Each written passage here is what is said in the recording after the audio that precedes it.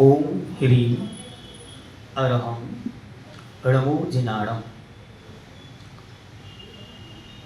आज यह special session है और इसे नाम दिया है फील टू हील। फील का अर्थ होता है महसूस करना, फील का अर्थ होता है भावना, फील का अर्थ होता है विचार, फील का अर्थ होता है थॉट और हील का मतलब होता है केयर। हील का मतलब होता है उपचार, हील का मतलब होता है रिकवर, हील का मतलब होता है रीटेक।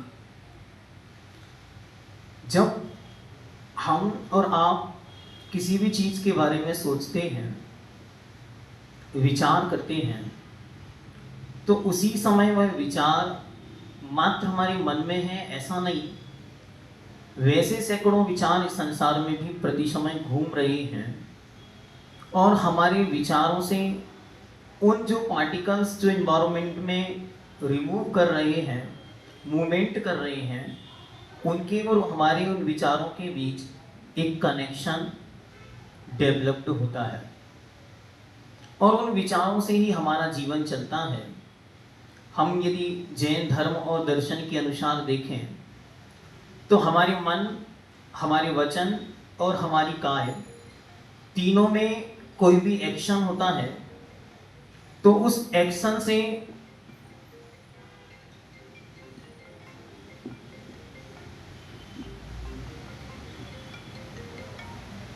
ये किसी का फोन है,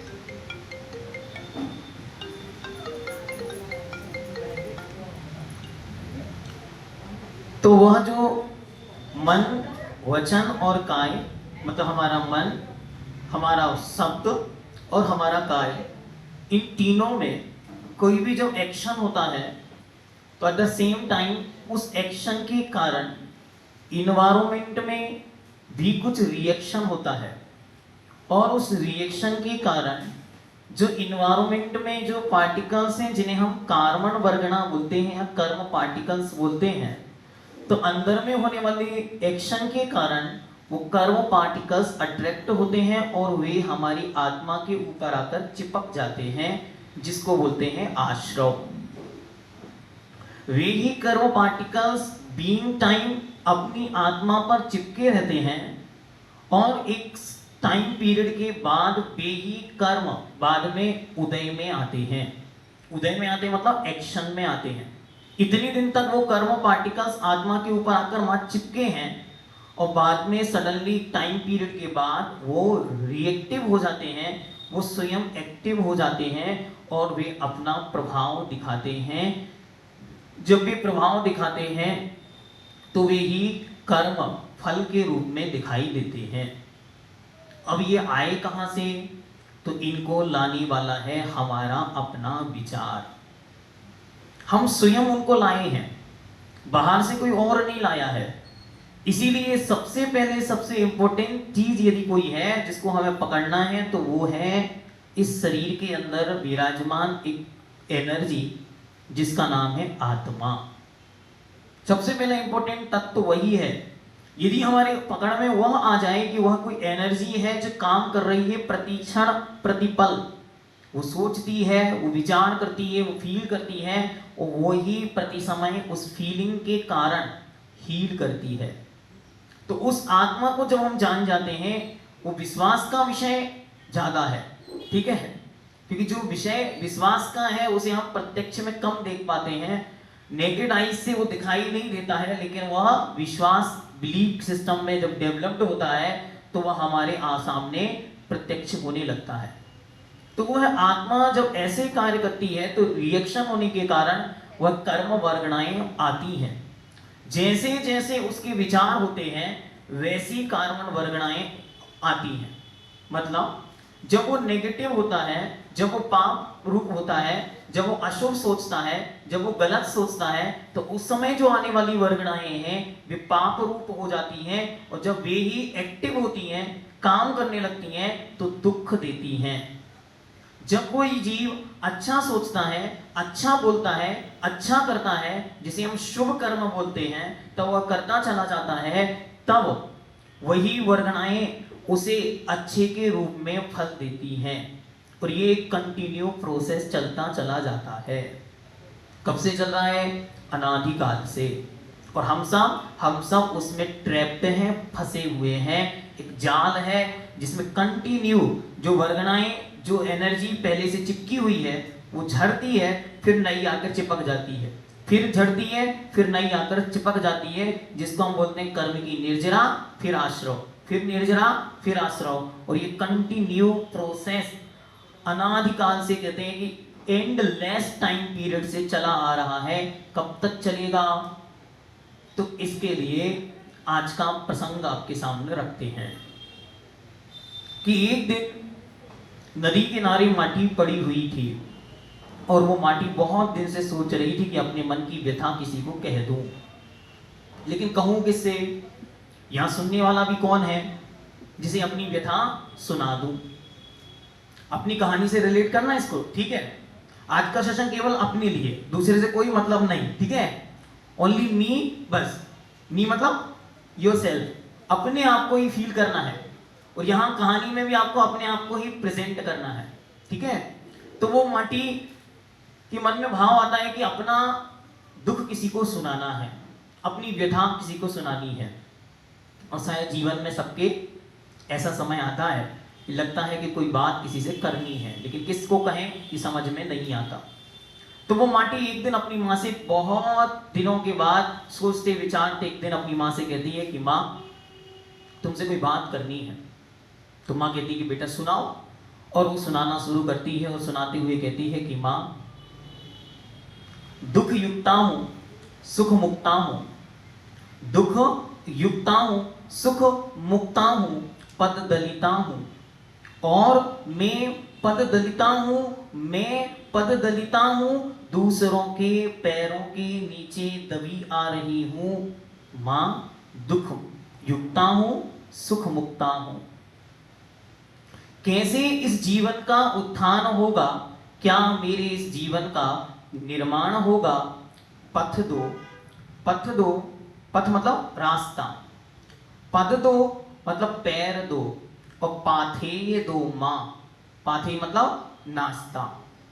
तो हे मां, मुझे रास्ता दो, चलने के लिए पैर भी दो और मुझे नाश्ता भी दो। उसके मन की व्यथा सुनकर मां बड़ी दुखी हुई कि बेटा इतने दिन से दुखी थी लेकिन कुछ बोलती नहीं थी। अपने हृदय की फीलिंग्स वो हमारे सामने रख नहीं पा रही थी, संकुचित कर हो रही थी। लेकिन आज उसने जब खुलकर फीलिंग रखी है तो मां बहुत अच्छी तरह से समझाती है, और वो एक्सप्लेनेशन ही सबके जीवन के लिए पर्याप्त है। क्या कहती है वो? उसकी फीलिंग से अपनी फीलिंग रिलेट कर पा रहा है कि जीवन में ऐसे ऐसे समय आते हैं जब हम बहुत दुखी होते हैं। कुछ सुख भी आते हैं लेकिन वे सुख क्षणिक होते हैं, सामने बस सुख रूप दिखते हैं, लेकिन उसकी पीड़ा बस हम ही जानते हैं। उन पीड़ाओं में इतनी घुल जाते हैं कि हमारा पूरा जीवन उस पीड़ा और उस पीड़ा के चिंतन में ही बीत जाता है। हम बार बार उन्हीं बातों को सोचते रहते हैं, कभी पिता पर तो कभी माँ पर, तो कभी भाई पर तो कभी बहन पर, कभी ससुराल पक्ष पर तो कभी मायके पक्ष पर। न जाने किसी ना किसी को एक टारगेट पॉइंट बनाकर ब्लेम करते रहते हैं, नाराज होते रहते हैं और अपना गुस्सा निकालने की कोशिश करते हैं, लेकिन कभी वो निमित्त शायद नहीं मिल पाते।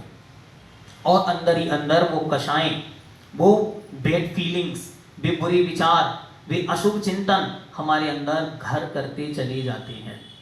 वही यहाँ पर सेम कंडीशन माटी के साथ हो रही कि माटी बोल नहीं पा रही, लेकिन वो जो फीलिंग्स हैं उस फीलिंग्स को अपने अंदर छिपाए हुई आज वो बोल पाई है कि मैं बहुत दुखी हूं, मुझे बहुत तेज गुस्सा है। किस पर गुस्सा है? भगवान पर, अथवा माता पिता पर, अथवा पति पर, अथवा बच्चों पर, या किसी और पर भी गुस्सा हो सकता है। लेकिन सबके अंदर कोई ना कोई गुस्सा, कोई ना कोई भय, कोई ना कोई कषाय, कोई ना कोई अहंकार, कोई ना कोई बैड फीलिंग्स भरी पड़ी हुई हैं। कब ढूंढेंगे हम उन्हें? कभी नहीं ढूंढते। रोज क्या करते? कल का कपड़ा उतार कर अच्छा स्नान करते हैं तो शरीर की गंदगी कम हो जाती है, और वापस से क्रीम पाउडर में अपने आप को सजा करके दुनिया के सामने प्रस्तुत कर देते हैं। लेकिन कभी भी हमने अपने मन की गंदगी को उतारने का प्रयास नहीं किया। उतारने से पहले भी जानने का प्रयास नहीं किया कि हमारी आत्मा पर कोई लेयरिंग चढ़ गई है जिसका नाम कर्म है। ऐसी फीलिंग इस आत्मा के ऊपर चढ़ी हुई है जिस पर बहुत कुछ काम करने की आवश्यकता है। अंदर में क्या है किसी को नहीं पता, बस बाहर में दुनिया को दिखाने के लिए मैं मुस्कुरा रही हूं, ऐसा वो माटी माँ से कहती कि दुनिया को दिखाने के लिए बस मैं मुस्कुरा रही हूं कि अंत में तो मैं दुख के घूंट पीती ही जा रही हूं। तब जाकर उसकी माँ को लगा कि बेटा की पीड़ा बहुत गहरी है। तो कहीं ऐसी पीड़ा हमारे अंदर तो नहीं कि भय है, बचपन का कोई किस्सा है जो छूटता ही नहीं, कोई पीड़ा है, किसी के प्रति बहुत तेज गुस्सा है, किसी से कुछ कहना था, किसी के प्रति कोई अपराध हो गया, अथवा किसी ने कोई अपराध किया, कोई गलती की और वो हमारे माइंड सेट में, दिमाग में स्टक है, निकलने का नाम ही नहीं ले रही है। इन सब कंडीशंस के बीच उसकी माँ को समझाती है कि बेटा सुनो, और जो माँ उसे संबोधन देती है तो उसकी आंखों से आंसू गिरने लगते हैं और वो रोने लगती है। माँ कहती है कि बेटा तुम जिसे दुख समझ रहे हो, तुम जिसे पीड़ा समझ रहे हो, उस सबको तुमने खुद बुलाया है। क्यों माँ, ऐसा कैसे हो गया? बेटा तुम तो कौन हो, पहले इस चीज को तो पहचानो कि मैं कौन हूं। तो माँ तुम आत्मा हो। माँ क्या कहती है? बेटा सुनो, सत्ता शाश्वत होती है, सत्ता भास्वत होती है, सत्ता में होती है अनगिन संभावनाएं उत्थान पतन की। वह समझ में आ रहा? फिर से हम रिपीट कर रहे हैं, एक चीज को बहुत डीपली चलना है, क्योंकि आज अगर आप एक बार भी इस चीज को फील कर पाए कि ये हमसे रिलेट कर रहा है तो आपको बहुत सारे समाधान अपने आप मिलेंगे। तो वो कह रही है कि माँ कि बेटा तुम मात्र शरीर नहीं हो, तुम मात्र दुख या पीड़ा नहीं हो, तुम मात्र किसी की पत्नी या किसी की माँ या किसी की बच्ची नहीं हो, तुम आत्मा हो। तुम्हें आत्मा पर फोकस करना है। सबसे पहले तुम्हें उसे पहचानना है जो ऊर्जा के रूप में, शक्ति के रूप में अनादिकाल से, अनंत भवों से, अनंतानंत जन्मों में यहां तक पहुंची है। वो कोई अंकित नाम का व्यक्ति नहीं है, वो अंकित के अंदर विराजमान ऊर्जा है, शक्ति है, आत्मा है। तुम्हें उसे पहचानना है, उसका नाम है सत्ता। तो कह रही सत्ता शाश्वत होती है, मतलब उसको किसी ने बनाया नहीं है, कोई उसे मिटा नहीं सकता, कोई उसे चला नहीं सकता। वो सत्ता भास्वत होती है, उसमें अपनी स्वयं की एक चमक, एक ऊर्जा होती है और उसमें अपने आप में संभावनाएं होती हैं उत्थान पतन की। मतलब उसी एक एनर्जी में, एक आत्मा में इतनी संभावनाएं हैं कि वो अपनी उन्नति करते करते चला जाए तो सिद्ध भगवान बन जाता है, अपना पतन करते करते चला जाए तो निगोदिया जीव बन जाता है। वही आत्मा, वही मिट्टी अपना पतन करते करते चली जाए तो किसी के पैरों की धूल कीचड़ बन जाती है, और वही मिट्टी जब अपना उत्थान करते हुए एक प्रोग्रेसिव माइंडसेट के साथ चलती है और किसी अच्छे गुरु के हाथ में आ जाती है, कुंभकार के, तो वही किसी के माथे का कलश बन जाती है। ऐसे ही ये आत्मा जब अपने बारे में सोचना शुरू करती है और अपने ऊपर काम करना शुरू करती है, अपनी सेल्फ हीलिंग करती है, तब ये आत्मा अर्थात ये एनर्जी, ये जीवन ही उत्थान और ऊंचाइयों को प्राप्त करता है। और दुनिया की कोई भी ऊंचाई, कोई भी संभावना असंभव नहीं है। सब कुछ वो पा सकती है, जैसा वो चाहेगी वैसा बन सकती है, क्योंकि दुनिया में सबसे पावरफुल चीज कौन है? सबके दिमाग में भगवान है। तो भगवान कौन बन सकता है? हर एक आत्मा। तो जब दुनिया की सबसे पावरफुल चीज हम में बनने की सामर्थ्य है तो बाकी सब चीजें तो हम यूं ही बन जाएंगे। तो इतनी पावरफुल चीज कहां रहती है? कहां रहती है? बोलो सब एक साथ, कहां रहती? अरे उसका घर कहां है उसका? यहां बोलो, यहां उसका घर कहां है? यहां से लेकर सिर से लेकर पैर तक वही शक्ति इस शरीर के अंदर रहती है। और इस शरीर के अंदर रहते हुए भी कभी भी अपने बारे में उसे होश नहीं है। अंदर वाला भी सो रहा है तो बाहर वाला भी और मस्ती से सो रहा है, उसको भी कोई चिंता नहीं है अपने बारे में कुछ सोच पाने की। तो अब क्या करना? फिर वो मां बोलती है कि बेटा सुनो, अनगिन संभावनाएं होती हैं उत्थान पतन की, वह समुचित क्षेत्र में वपन हो, समुचित हवा खाद पानी मिले। क्या कहा, फिर से सुनो, समुचित क्षेत्र में वपन हो, समुचित हवा पानी खाद मिले, वह छोटा सा वट का बीज विशाल काय वट वृक्ष बनता है बेटा। सत्ता शाश्वत होती है, सत्ता भास्वत होती है बेटा। ये कौन बेटा है? बेटा है हम सब। और माँ कौन है? जिनवाणी माता। क्या कह रही है कि सुनो, एक छोटा सा बीज खसके दाने के बराबर, कितना बड़ा? खसका दाना समझते ना, खसखस को समझते, बहुत दाना, छोटा सा एक बीज, उसका उतना साइज का एक छोटा सा वट के वृक्ष का बीज जमीन में बो दिया जाता है और उसे समुचित हवा पानी खाद मिलता है तो विशाल काय वट वृक्ष बन जाता है, द ग्रेट बेनियान ट्री। हजारों हजारों साल तक के लिए चलता है वो, करोड़ों पक्षियों को आश्रय देता है वो, और कितने ही फल देकर, कितने ही बीज देकर उससे भी करोड़ों वृक्ष बन जाते हैं। इतनी शक्ति उस एक छोटे से बीज में होती है, तो हम तो उससे बहुत बड़े हैं। करना क्या है? करना बहुत सिंपल है। पहले तो अपने आप को पहचानना है कि शक्ति मुझ में ही है। फिर आगे क्या करना है? समुचित क्षेत्र में वपन हो।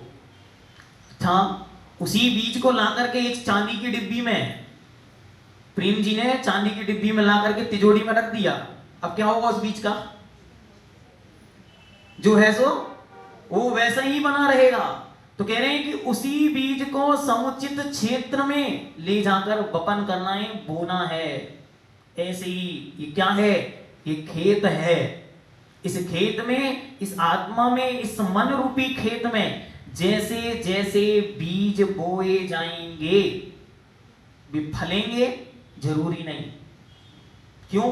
क्योंकि अभी आगे व्यवस्था आपने सही से की नहीं।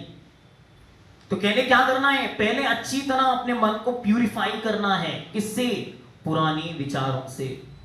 पुरानी जो उबड़ खाबड़ गंदगी उसके ऊपर लग गई है, जो पुरानी वहां पर घास उग चुकी है, पहले उसको हटाना है, जिसको खरपतवार बोलते हैं। ऐसे पुरानी विचार, जो नेगेटिविटी हमारे दिमाग में कचरे के रूप में भरी हुई है, वो धीरे धीरे करके पहले साफ की जाती है।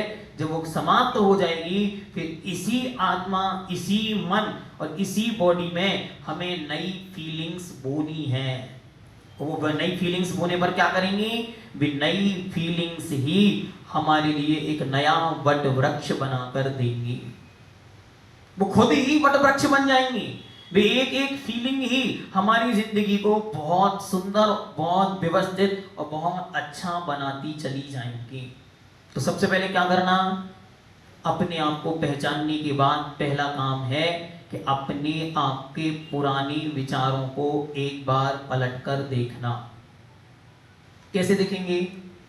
तो शांति से बैठना है। वो बैठ के क्या करना? एक बार बचपन से लेकर आज तक, एक दिन पूरा करा दे, बचपन से लेकर आज तक एक एक पल को याद करो। भैया जी एक जीवन और लग जाएगा, इतना समय नहीं है। तो क्या करें?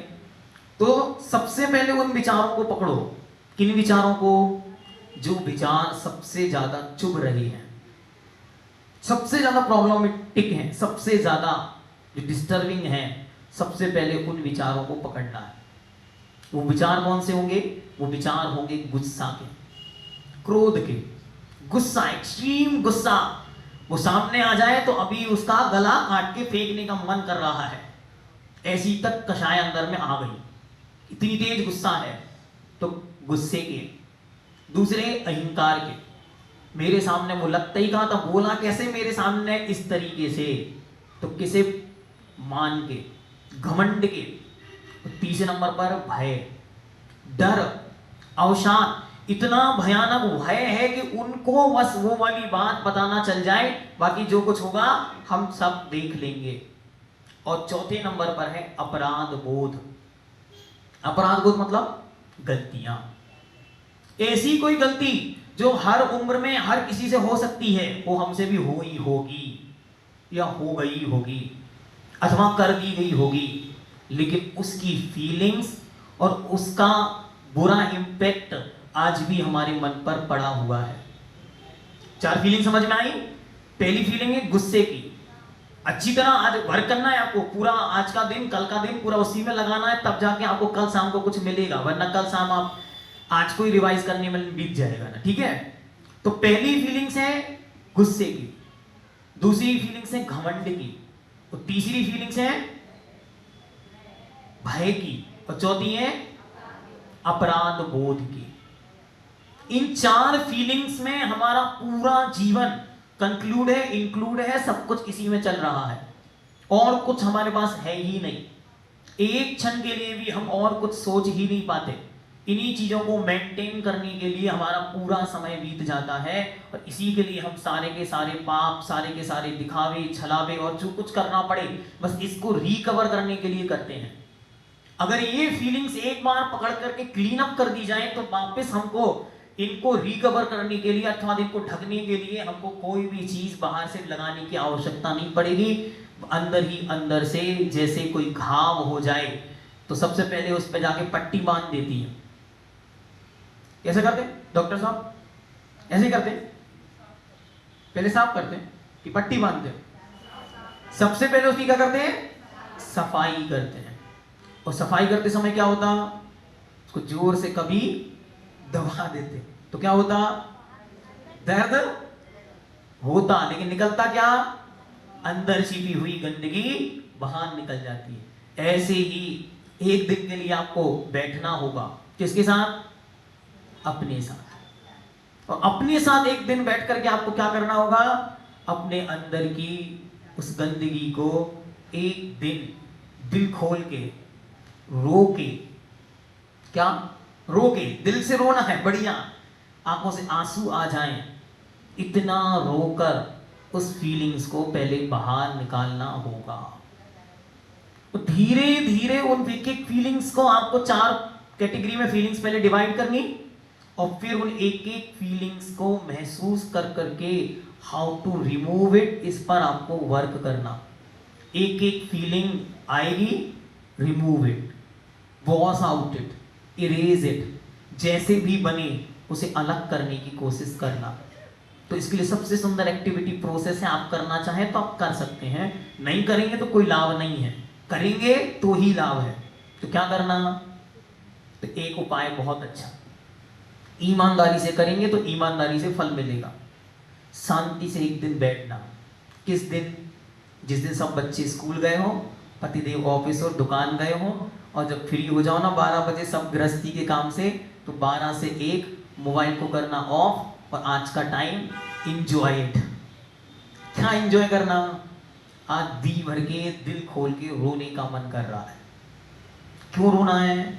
हमें अंतरंग को आज साफ करना है। तो अपने सामने आईने के सामने बैठ जाना बढ़िया से, ठीक है, और एक पेन कॉपी सामने रखना। आईना बड़ा सा होना चाहिए, छोटा सा नहीं, बस आपकी आंखें नहीं दिखनी चाहिए, पूरा बॉडी दिखनी चाहिए उसमें। तो पागल कोई है ही नहीं ना घर में, तब तो हमने आपको पागल बनाया है। एक दिन के लिए पागल बनना है जब घर में कोई नहीं हो, किसी के सामने नहीं करना, वरना सच्ची में पागल बना देगा। तो पागल नहीं बनना है, ठीक है, प्यूरिफाई करना है, पागल नहीं बनना है। तो क्या करना? समझ में आ रहा है ना प्रोसेस? शांति से उस आईना के सामने बैठना है, और फिर उसमें आपको झांकना है। रोज आईना देखते हैं ना साहब, तो क्या दिखता है उसमें? चेहरा देखते, बाल देखते, जो फेस पे लगाया है वो देखते, सब दिखता है। बस उस दिन आपको उस आईने में ये सब कुछ नहीं देखना। उस आईने से कहना कि आज जो कुछ इसमें दिख रहा है वो मैं नहीं हूं। क्या कहोगे? सुनो, पागल बनना, नेक्स्ट स्टेप पागल बनने का। पहला स्टेप तो ये कि आईने के सामने अकेले में बैठना है। दूसरा स्टेप क्या है? उस आईने से क्या बोलना है? क्या बोलना? कि जो दिख रहा है वो मैं कौन हूं? जो इस आईने में दिख रहा है। तो उस आईने को भी महसूस होगा, उसे भी लगेगा कि कोई और आ गया है। कौन है वो है आत्मा। और फिर उस आईने के सामने आपको अपने अतीत को लाना है, अपना बचपन, जब आप छोटे से बच्चे थे और उस छोटे से बच्चे को मम्मी ने जोर से डांट दिया था, तब से रो रहा है वो बच्चा आज तक कंटिन्यू, उसके अंदर वो फीलिंग अभी भी बरकरार है। तो क्या होता है, जब वही गलती आपका बच्चा करता है तो आप उसी स्टाइल में डांटते हैं उसको। क्यों? क्योंकि आपकी मम्मी ने डांटा था, वो फीलिंग आज भी आपके अंदर भरी हुई है। फिर क्या होता है, फिर वो बच्चा थोड़ा सा बड़ा होता है, मामा के घर जाता है और मामा ने 2 बच्चे थे, एक बच्चे को 100 का नोट दिया, एक बच्चे को 50 का। तो आपके अंदर इंफीरियरिटी कॉम्प्लेक्स आ गया। अब वो उस समय से आपके दिमाग में सेट है क्या, कि मामा के बच्चे बड़े आदमी थे और हमको मामा ने छोटा दिखाने के लिए छोटा नोट दिया। अथवा भाई लड़के घर में बड़े होते हैं तो उनको ज्यादा कुछ मिलता है, लड़कियों को कम मिलता है। ये फीलिंग दबती चली गई और हम नीचे गिरते गए। वो फीलिंग आज तक एज इट इज मेंटेन हम करके चले आ रहे हैं कि वो बड़े हैं, हम छोटे। अथवा इसका अपोजिट हो सकता है कि हम बड़े हैं, वो बड़े हैं, अथवा हम छोटे हैं। ये कंटिन्यू ये फीलिंग आपके दिमाग में उस दिन से आज तक चली आ रही है। आप उसको बराबर मेंटेन करते हैं, बराबर उसको सजे हुए रखे हुए हैं। फिर थोड़ा सा और बड़ा होता है, कौन? इसकी बात चल रही है अपनी स्वयं की, और वो आईने के सामने है, एक एक फीलिंग उसके सामने आ रही है कि थोड़ा सा वो और बड़ा होता है। ये क्रोध और मान 2 कषाय हो गई ना। और किसी दिन स्कूल में कोई गलती हो गई तो टीचर ने डंडे से मार दिया। उनका एक डंडा था, लेकिन वो डंडे आज तक आपके पीठ पर पड़ रहे हैं अथवा हाथों पर पड़ रहे हैं। आप गलती करने से डरने लगे हैं, इसलिए कुछ भी सीखना नहीं चाह रहे हैं। कुछ भी सीखने के लिए सबसे पहले एक भय सामने है कि कोई कुछ कहना दे, कोई कुछ बोलना दे, कोई कुछ कहना दे, कोई कुछ करना दे, और वो भय हमको आगे नहीं बढ़ने देता। वो भय पैरों को पकड़ लेता है, वो भय हाथ को रोक देता है कि ऐसा मत करो, अभी डंडे पड़ेंगे। अब डंडा मारने वाला कोई नहीं रहा, लेकिन वो फीलिंग सबकॉन्शियस में वैसी की वैसी जाके बैठ गई और वो रीडेवलप्ड होती रही, वो बढ़ती रही by chance, by getting off year. जैसे जैसे समय बीतता चला गया वो वैसे वैसे डेवलप्ड होती चली गई। थोड़े और बड़े हुए, कितने बड़े हो गए? 21 साल 20 साल के हो गए, और ऐसा कोई काम हो गया जो उन दिनों उस लोकेलिटी में लोग नहीं करना पसंद करते थे। अथवा ऐसा कोई मोबाइल के माध्यम से, टीवी के माध्यम से, या अन्य कोई साधन के माध्यम से, या कोई क्लासमेट के साथ कोई ऐसी बात या कोई ऐसा मैसेज या कोई ऐसा संदेश या ऐसा कोई इंसिडेंट घट गया जो उन दिनों वहां पर नहीं होता था और हमने कर दिया। तो उस दिन से लेकर के वो भय, अपराध बोध आज तक सामने आपके बना हुआ है, चाहे वो आप किसी को बता पाए अथवा नहीं बता पाए। आज तक किसी को नहीं बताया, ना कोई किसी को बताएगा, ना वो कभी बता पाएगा, लेकिन जीवन के अंतिम दिन तक वो अपराध वैसे ही कंटिन्यू प्रोसेस में बढ़ता चला जा रहा है और हमें हमेशा भयभीत करता है। और एक बहुत अच्छा सेंटेंस जो हमने अपने ऑब्जर्वेशन से पाया वो हम आपको बता देते हैं कि महिलाएं अपने जीवन में ऐसे बहुत सारे इंसिडेंट होते हैं भय के, जिनको छिपाती चली जाती हैं और इतनी गहराई में लेके चली जाती हैं, इतनी गहराई में लेके चली जाती हैं कि कभी वो किसी को नहीं बताती। इसका परिणाम होता है कि 60 वर्ष अथवा 55 वर्ष के समय उनको एक ऐसी बीमारी होती है जिस बीमारी को वो किसी को बता नहीं पाती है। बहुत अच्छे समझना, बहुत प्रैक्टिकल बता रहे हैं हम आपको। और अगर वो फीलिंग्स वो निकाल दें तो वो बीमारी भी शांति से निकल सकती है, लेकिन वो उस फीलिंग्स को समझ ही नहीं पा रही कि चल क्या रहा है। वो फीलिंग एक बीमारी का रूप लेकर उनके शरीर में कहीं एग्जिस्टेंस करती है, अस्तित्व में बनी हुई है, इसलिए वो बीमारी, वो फीलिंग ही बीमारी का रूप लेकर शरीर में घूम रही है। जो फीलिंग आप किसी को नहीं बता पाए, इसीलिए बीमारी आप किसी को नहीं बता पा रहे कि हमको क्या हुआ है। ये 4 फीलिंग समझ में आ गई उस बच्ची की। अब वो बच्ची बड़ी हो गई है और कौन बन गया है, अब वो हम पूर्ण रूप से विकसित हो गए। लेकिन वो फीलिंग्स, वो विचार अभी भी कंटिन्यू हमारे दिमाग में भरे हुए हैं, चल रहे हैं। और वे विचार कब से हैं, तो अब इस पर हम चलते हैं। कोई ये विचार इस जीवन के ही नहीं है, ऐसे पिछले अनंतों जीवन हमने इस सृष्टि पर व्यतीत किए हैं। ना जाने कितनी जन्म हुए हैं, कहां कहां हम गए हैं, मनुष्यों में, त्रिंचों में, नरकों में, ना जाने किन किन योनियों में कहां कहां घूम कर आए हैं। उस सारे के सारे पुराने संस्कार भी साथ में हैं। और वर्तमान इस पर्याय के तो एक एक दिन के संस्कार इतने हैं कि एक एक दिन पर ऑब्जर्वेशन करेंगे। क्योंकि हम आपको बैक में इसलिए ले जा रहे हैं क्योंकि आप थोड़ा सा कंसेप्ट को समझ पाए। लेकिन अगर हम इस जीवन के सुबह से लेकर शाम तक के कंसेप्ट को क्लियर करें तो उन्हीं विचारों में आपका पूरा जीवन लगेगा ये क्या चल रहा है। तो इसके लिए एक एक्टिविटी है, लिखो अपनी कॉपी में कि कल सुबह 6 बजे से लेकर के शाम के 6 बजे तक कितने घंटे हुए, ठीक है, लिखो। कल सुबह 6 बजे से शाम के 6 बजे तक इन 12 घंटों में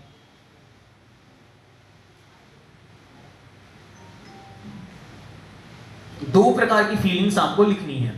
पहली वो फीलिंग्स जो हमारी आत्मा को या हमारे जीवन को नीचे की ओर ले जाती हैं, मतलब गुस्सा, अहंकार, हीनता, ईर्षा, छल कपट, लोभ, लालच, कोई भी इस प्रकार का विचार सुबह से लेकर शाम तक आया, बताना किसी को नहीं, बस नोट डाउन करते जाना, चोरी चुपके से कोई देखे ना, ठीक है। और कोई अपनी डायरी किसी को दिखाएगा नहीं, ये पर्सनल, एकदम पर्सनल, ठीक है, सीक्रेट। और सेकंड साइड में लिखेंगे वो फीलिंग्स जो हमारी आत्मा को अपग्रेड करती हैं, हमारी लाइफ को ऊपर उठाती हैं या उठा सकती हैं। अब दिन भर में कल आपको बस एक दिन नोट डाउन करना है। एक दिन नोट डाउन करने पर आपको ये समझ में आएगा कि हम दिन भर में क्या क्या करते हैं या क्या क्या हमारे दिमाग में चलता है। मंदिर में बैठा है, दिमाग पता नहीं कहां घूमने गया है, अभी भी यहां बैठा है लेकिन दिमाग अभी भी बचपन की गलियों में घूम रहा है, मामा के घर पे। तो किसी का स्कूल में सहेली के पास घूम रहा होगा कि कल फ्रेंडशिप डे भी था तो याद भी है, और आज इन्होंने याद भी दिला दिया तो पुराना हुआ चला गया। तो तुरंत याद करेगा, पूरा 12 घंटे में आपने कहां कहां अपने आप को फील किया है, कहां कहां ले गए हैं और उससे क्या फीलिंग क्रिएट हुई है, बस वो फीलिंग आपको लिखनी है। गुस्सा आया, गुस्सा, किसी को भी डांटा, मगर लिख दो गुस्सा। कहीं भी आपको लगा कि ये हीन है, हम ऊपर हैं, अहंकार। कहीं भी आपको लगा कि ये काम हमारे बस का नहीं है, डर। कहीं भी लगे कि ये करेंगे तो कोई टोक देगा, भय या अपराध बोध, ठीक है। तो 4 फीलिंग्स में डिवाइड करनी है और दिन भर की फीलिंग 2 भागों में बांट देनी है। एक में अपग्रेड करने वाली, एक में डिग्रेड करने वाली, एक नीचे ले जाने वाली, एक ऊपर उठाने वाली, ठीक है। चलो अब वापस चलते, कहां बैठे थे आप लोग, कहां बैठे थे, मिरर के सामने, ठीक है। अब शांति से उस मिरर में झांको और अब जो दिख रहा है वो कौन है, मैं, ठीक है। फीलिंग में आ रहा है, अब फीलिंग में उसे महसूस करते हुए अपने आप से कहो एक बार जो आज तक कभी नहीं कहा। क्या नहीं कहा, उसे एक बार कहो। क्या कहो, बहुत ही इंपॉर्टेंट वर्ड है जो उससे आज तक नहीं कहा। क्या कहना, उससे कहो आई लव माई सेल्फ। क्या कहो उसे, मैं तुमसे प्रेम करता हूं। किससे कहना है, अपने आप से। दुनिया में बहुत लोगों ने कहा होगा, कोई बच्चों से कहता है तो कोई माता पिता से कहता है तो कोई दोस्तों से कहता है कि तुम मेरी जिंदगी हो। और वास्तविकता में जिंदगी कौन है, जिसको अनादिकाल से ढो रहे हो वो तुम हो, वही तुम्हारी जिंदगी है। बाकी सब तो यहां पकड़े हैं, थामे हैं, जिस दिन छूटेंगे छोड़कर चले जाएंगे, पता ही नहीं कौन से दिन कौन कहां छोड़ देगा। लेकिन जो हमारे साथ हमेशा से है उसके लिए आज तक हमने एक बार भी ये नहीं कहा तुम्हारे लिए हमारा कोई संवेदना है। संवेदना है प्रेम। तो सबसे पहले उसको क्या बोलना है, आई लव माई सेल्फ। उसको देखकर बोलना है कि मैं खुद से प्रेम करता हूं, ठीक है।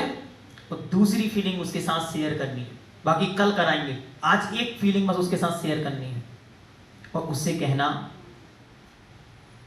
कि आज तक जो हुआ, क्या आज तक जो हुआ मैं उसे वॉश आउट करने के लिए, छोड़ने के लिए तैयार हूं। उसको याद दिलाओ बस कि कुछ बदल सकता है। कब? जब हम छोड़ने के लिए तैयार होते हैं तो बहुत कुछ बदलने लगता है। जितनी भी फीलिंग्स हैं सब कुछ छोड़ने के लिए तैयार हो जाने के लिए उसे कहो हम तैयार हैं। किसके लिए? अपने अतीत को छोड़ने के लिए। हम तैयार हैं किसके लिए? उस मां के गुस्से के लिए। हम तैयार हैं किसके लिए? मामा के यहां आए हुए इंप्योरिटी कॉम्प्लेक्स के लिए। हम तैयार हैं उस टीचर की डांट को छोड़ने के लिए। हम तैयार हैं उस जवानी में किए गए किसी एक अपराध के लिए। और अपने आप को आज बैलेंस्ड करके तैयार करना है बस, ठीक है। तो कल 12 बजे सबको एक बार पागल बनना है, ठीक है। तो एक बार बनेंगे ना सब पागल, ठीक है। तो कल आपको 2 काम दे दिए। पहला काम नोट डाउन, सुबह 6 से 6 बच्चों को छुट्टी है कल। लो ये तो गड़बड़ हो गया। ठीक है, तो आपको क्या करना, गेट लगा के करना है, ठीक है। अब आगे चलते, इतना कंसेप्ट क्लियर हो गया ना। पहला सुबह 6 से 6 तक नोट डाउन करना है, कंप्लीट। और दूसरा काम मात्र 5 मिनट का समय लगेगा, वो भी हमने नहीं दिया आज तक, ध्यान रखो। आईने के सामने 1-1 घंटे खड़े रहने वालों अच्छी तरह विचार करना। कल 1 घंटे आईने के सामने खड़े रहने कर भी हमने कभी उस आईने में उसको नहीं देखा जो आज तक आईने में देखता है। तो कल कम से कम जब मंदिर आओ ना, देख के आना पहले उसको, या फिर जाके भी देख सकते हो। यहां से जाने के बाद सबसे पहले आईने में देखना। किसको देखना? अपने आप, ठीक है। उसको देखने के बाद जो आपको थेरेपी दी गई है कल उसको अप्लाई करना अपने ऊपर, ठीक है। उससे आपको बहुत बड़ा बेनिफिट मिल सकता है। मिलेगा कब? जैसे फीलिंग वहां पर कही थी कि जब वो बीज बोया जाता है तो मात्र वो ऐसे ही नहीं उग जाता है, उसे पानी, हवा, सूर्य की किरणें सब चाहिए।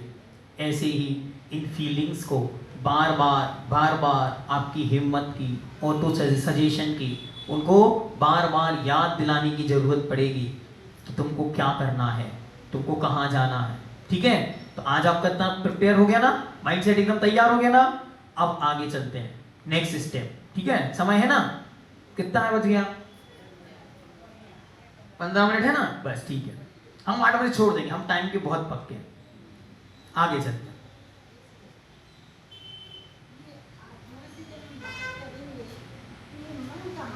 ठीक है, बहुत अच्छे। इनका प्रश्न है कि हम जब आत्मा से बात करेंगे तो हमारा मन कहाँ होगा। तो अच्छी तरह ये समझना कि प्राइमरी लेवल पर आत्मा और मन 2 अलग अलग सब्सटेंस नहीं होते। उसी को हम चित्त बोलते हैं, वही आत्मा है। ये प्राइमरी स्टेज है। जब हम ध्यान की अवस्था में उतरेंगे, बहुत गहराइयों में चले जाएंगे, तब आत्मा और मन अलग अलग होंगे। ये इनका प्रश्न है क्योंकि ये इंटेलिजेंट जागरूक हैं, बाकी सब लोग सोए हुए हैं। इसलिए जैसा भैया जी बोल रहे हैं तो हम वैसा कर लेंगे। नहीं, ऐसा नहीं होगा। जागृति के साथ करना कि हम जब आत्मा से बात कर रहे हैं तो मन कहाँ गया हमारा, तो अभी हम मन के साथ बात करेंगे, ठीक है। चलो आगे, अब नेक्स्ट स्टेप आगे बढ़ना है, एक कदम और आगे। एक कदम आगे क्या है? जिस भावना को, जिस फीलिंग्स को हम रोज जो कुछ भी कर रहे हैं वो सब कुछ हमारा भविष्य बन रहा है। जो हम अतीत में करके आए हैं वो आज है, और जो आज सोच रहे हैं, आज बोल रहे हैं, आज कर रहे हैं, वही हमारा भविष्य है। भविष्य का मतलब अगला जन्म नहीं, भविष्य का मतलब है द नेक्स्ट टाइम पीरियड। मतलब आज आप 8 बजे कुछ कर रहे हैं तो ये समझो कि 8:05 पर अगला स्टेप आपको कुछ अच्छा मिलने वाला है। एग्जाम्पल, आपके सिर में दर्द है और आपने सोचना चालू किया कि सिर में दर्द है, दर्द है, दर्द है, दर्द है, दर्द है, अब गोली खाओ। गोली खाने पर भी दर्द नहीं मिट रहा है, और एक दिन आपको दर्द हुआ और दर्द होते ही आपने कहा कि अभी दर्द को इग्नोर करो, क्यों? सखी का फोन आ गया। भी प्रैक्टिकल, एकदम प्रैक्टिकल करना। उस सखी का फोन आया और फोन पर उसने चालू कर दी, क्या बताना कि हमारी किटी में क्या क्या हुआ था। अब क्या होगा? 1 घंटे तक के लिए दर्द कहां गया?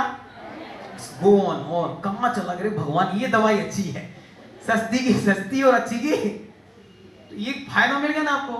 तो वो 1 घंटे तक आपका उपयोग जिसको बोलते हैं, इंटेंशन बोलते हैं, वो यहां से हट करके कहां चली गई?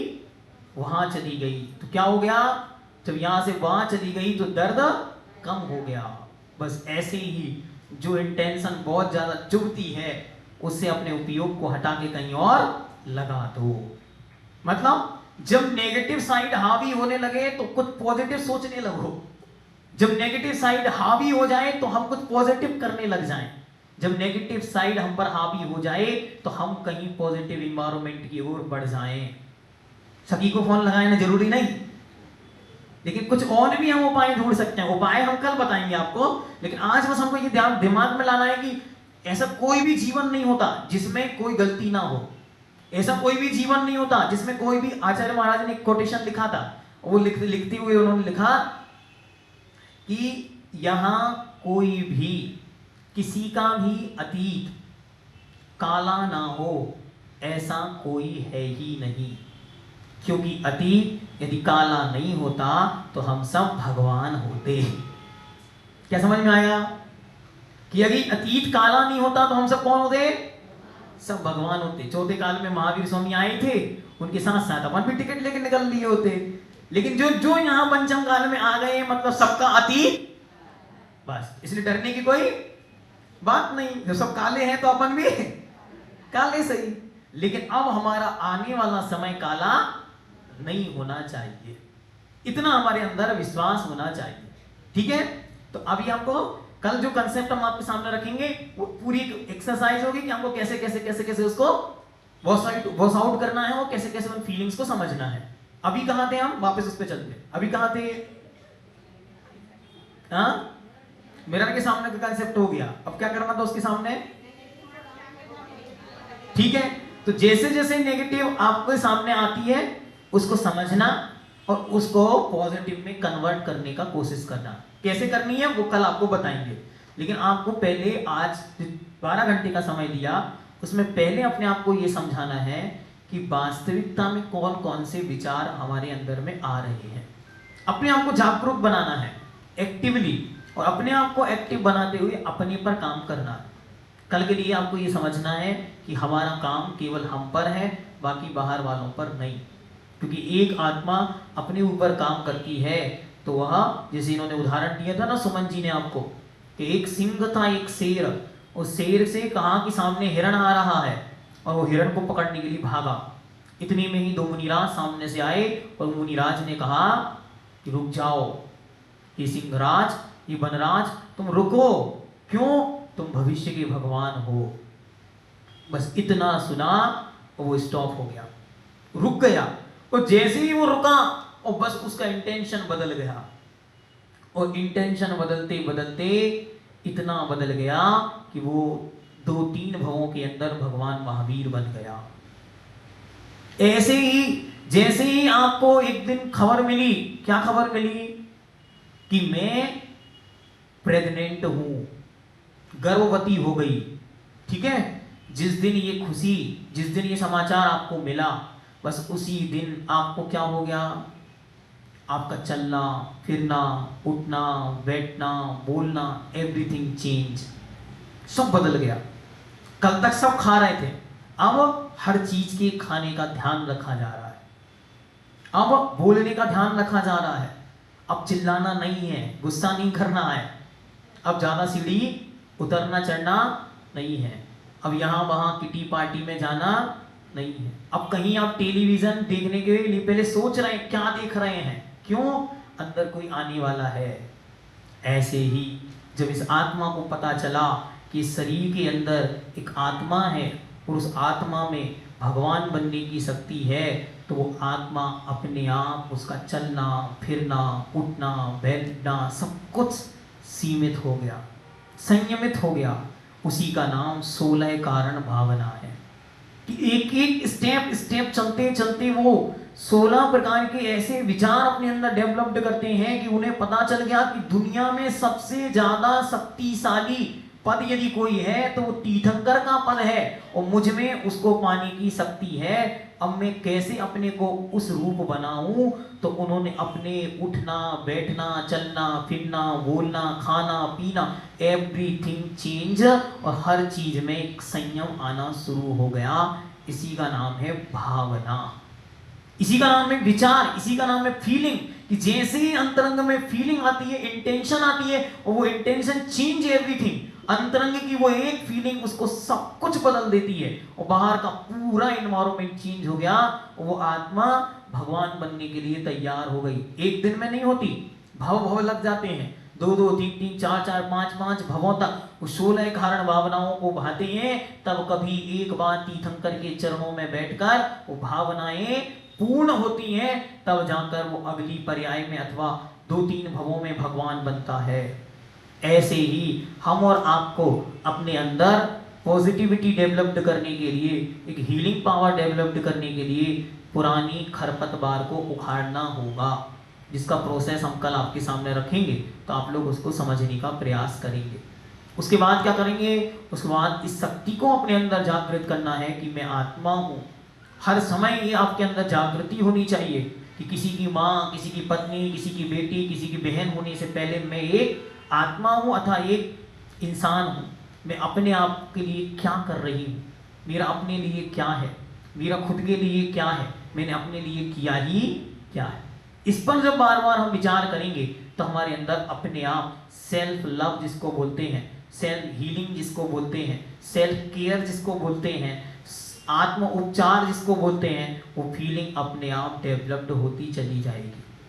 और अच्छी तरह अगर समझना है तो हम मंदिर भी आए हैं तो केवल दूसरों को बताने के लिए, मतलब अरे उनकी सासू माँ तो मंदिर ही नहीं आती, कोई ऐसा ना बोल दे, उनकी बहू तो बहुत दिन से दिखी नहीं, कोई ऐसा ना बोल दे, इसलिए हमको टाइम टू टाइम मंदिर जाना कंपल्सन हो गया। फिर मंदिर में भी वो स्टेप पूरे करने हैं। कौन से स्टेप पूरे करने हैं? जिसमें कोई ये ना कह दे इनको यही नहीं आता, इसलिए पहले पूछ के आए घर पर मम्मी से, मम्मी ये इसके बाद ये, इसके बाद इसके बाद ये। कभी उसमें एक स्टेप कम होने पर आपको फीलिंग आई कि कोई टोक ना दे, कोई रोक ना दे, कोई क्या बोलेगा, इनको इतना भी नहीं आता। तो हम सब कैसे चल रहे हैं? हम सब यहाँ पर ऑटो मोड में चल रहे हैं। जितना भरी चाबी खिलौने में, उतना खिलौना नाच रहा है। उस खिलौने को कुछ नहीं पता हमको क्या करना है, हमको कहाँ जाना है। तो आज आपका सेशन दी एंड, ठीक। एंडिंग में क्या करना? एंडिंग में 2 मिनट के लिए हम लोग कुछ अफर्मेशंस को यहाँ पे दोहराएंगे। तो आप सब लोग भगवान के जैसे बैठ जाओ, सब आप भगवान के जैसे बैठ जाओ, कुर्सी वाले भगवान बैठ जाओ, बैठ जाओ जल्दी जल्दी सब, बिल्कुल भगवान के जैसे शांति से।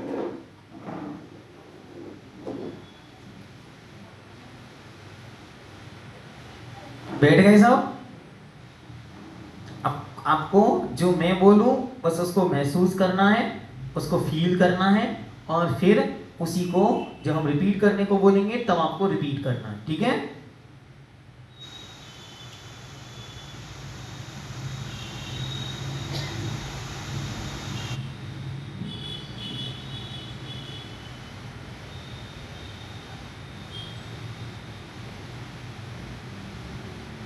मैं प्रसन्न हूँ,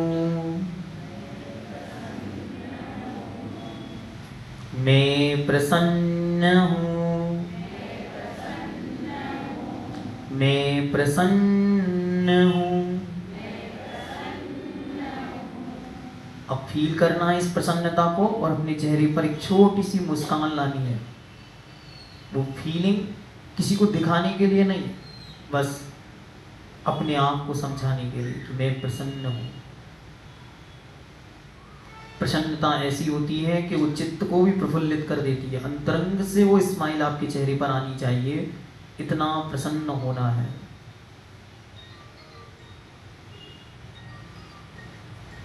फिर से उसको रिपीट करेंगे। मैं प्रसन्न हूँ, मैं प्रसन्न हूँ,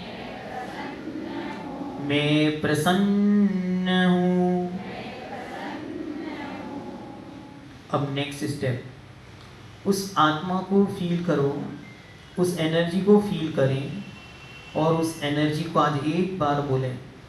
क्या बोलें? उसे समझने का प्रयास आज किया तो हमने क्या जाना?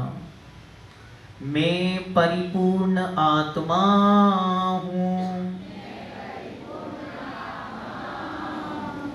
मैं परिपूर्ण आत्मा हूँ, मैं परिपूर्ण आत्मा हूँ। अब उस शब्द पे टिक जाएं, परिपूर्ण। परिपूर्ण का मतलब क्या है? परिपूर्ण का मतलब है कि मुझ में कोई कमी नहीं है, न मेरी सुंदरता में कोई कमी है, न मेरी बाहरी बनावट में कोई कमी है, न मेरे अंतरंग परिणामों में कोई कमी है, न धन का कोई अभाव है, न मानसिक कोई अभाव है, न कोई टेंशन है, न कोई डिप्रेशन है, न कुछ चाहने की चाहत है, न कुछ करने का भाव है। बस मैं अपने में उतना ही पूर्ण हूँ जितने सिद्ध भगवान हैं, मैं उतना ही परिपूर्ण आत्मा हूँ जितने अरिहंत भगवान हैं, मैं उतना ही परिपूर्ण हूँ जितना कोई शक्तिशाली आत्मा है। फिर से उसे रिपीट करेंगे और महसूस करेंगे कि वास्तविकता में हम परिपूर्ण हैं। मैं परिपूर्ण आत्मा हूँ, मैं परिपूर्ण आत्मा हूँ, मैं परिपूर्ण आत्मा हूँ। अब धीरे धीरे अपने आप को प्रेम करते हुए कि मैं स्वयं से प्रेम करता हूँ, ऐसी भावना अपने अंदर विकसित करना है और इसको कंटिन्यू अपने अंदर में हमेशा रखना है। जब श्वास अंदर जाए तो प्रेम अंदर जाए और जब श्वास बाहर आए तो नेगेटिविटी, बुरे विचार सब बाहर निकल जाए। आज प्रेम अंदर जाए, नेगेटिविटी बाहर आए, पवित्रता अंदर जाए, नेगेटिविटी बाहर आए। बस ओम सिद्धम। सभी अपनी आंखें खोलें, हाथों को जोड़ें, आपस में रब करें और अपने चेहरे पर इसको लगा लें। जिनवाणी के ज्ञान ते सूझे लो कालो, शोवाणी मस्तक नमो सदा देत बोधो। सभी लोग 9 बार नमोकार मंत्र पढ़ेंगे, जाएंगे नहीं, आपको गिफ्ट मिलेगी अभी।